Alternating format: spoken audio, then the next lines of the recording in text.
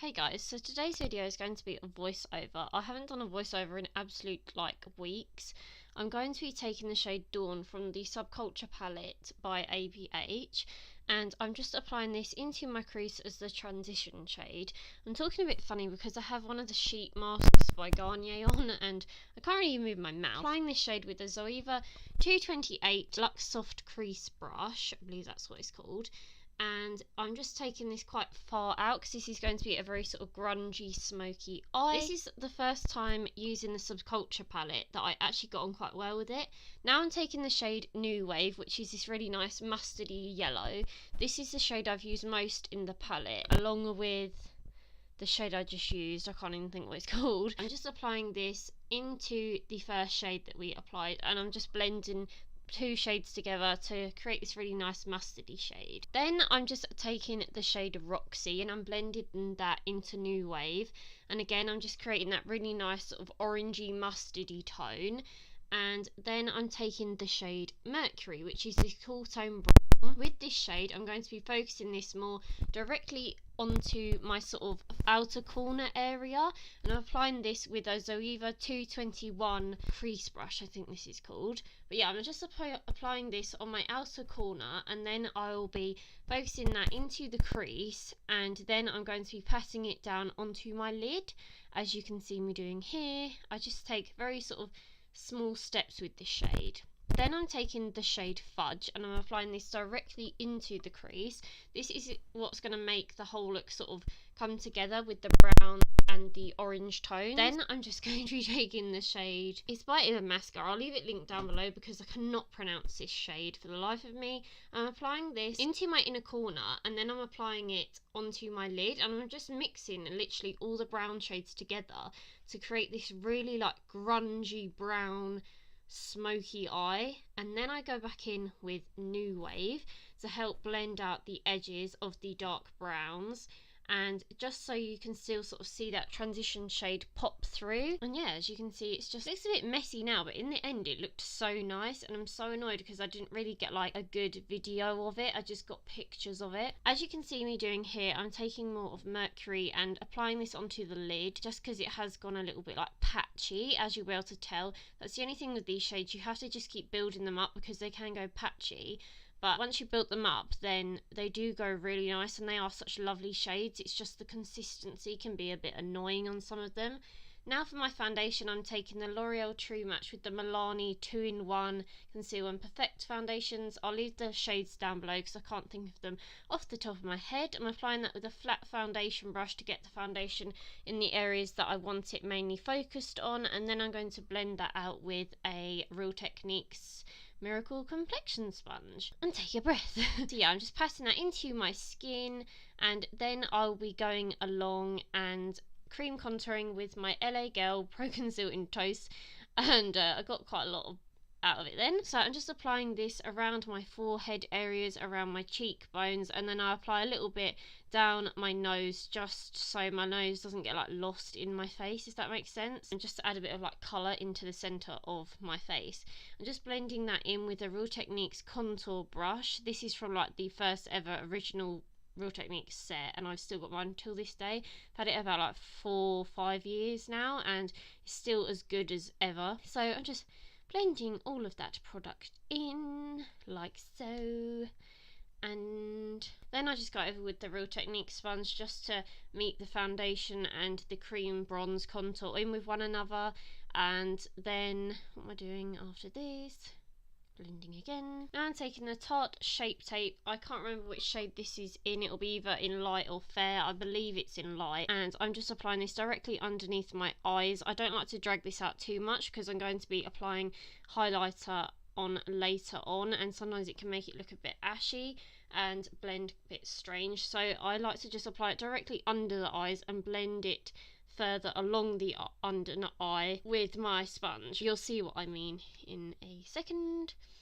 And just dabbing that in. You never know how long you take to blend something until you have to edit it. Then I'm just going in with a concealer brush, as it adds more coverage with the brush, and because I was doing a smoky eye, it didn't need to be really neat Anyway, I hope that makes sense. Then I'm going in with my custom cover effects drops in Moonlight and just applying that in the areas I want the highlights, so literally everywhere. And taking little Real Techniques, one of the core collection I think this is, and I'm just packing the highlighter down, and then I just go in with my sponge just to blend that further into the skin. And again, I'm just blending and blending and blending, and yeah, as you can see, I look very pleased with myself.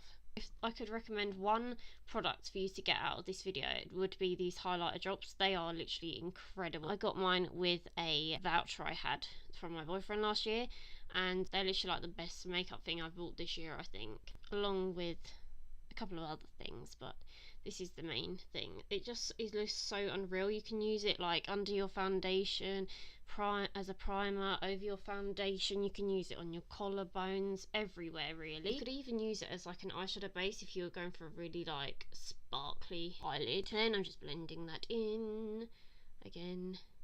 I look a really weird colour in this light, but again, it is just the lighting, and once I've got all my other makeup on, I don't look this colour. I just look a bit like of a weird muddy tone at the moment, which isn't the best. Then I'm just going over with the Real Techniques sculpting brush, I think this is called, just to blend the product in further. As you can see, my face looks such a weird colour. It's really annoying me. I can't wait to get more lighting. I'm just setting my face with my Airspun translucent powder, and I'm just applying this to the areas that crease a lot, so underneath my eyes, my centre of my forehead, and around my nose and my chin, and just brushing that away with my big powder brush. I can't remember where this is from. It's from TK Maxx, but I can't remember the brand. It's not like a very well-known brand as far as I know, like Real Techniques is. Then I'm getting my bronzer, my Give Me Some by MAC. This is what takes me back to looking like a actual good colour, because fuck knows what went on with my colouring this day. And the lighting, it might also be because my hair is a different colour that is making my face just look funny colour. I'm just applying that in the areas I'd normally apply bronzer,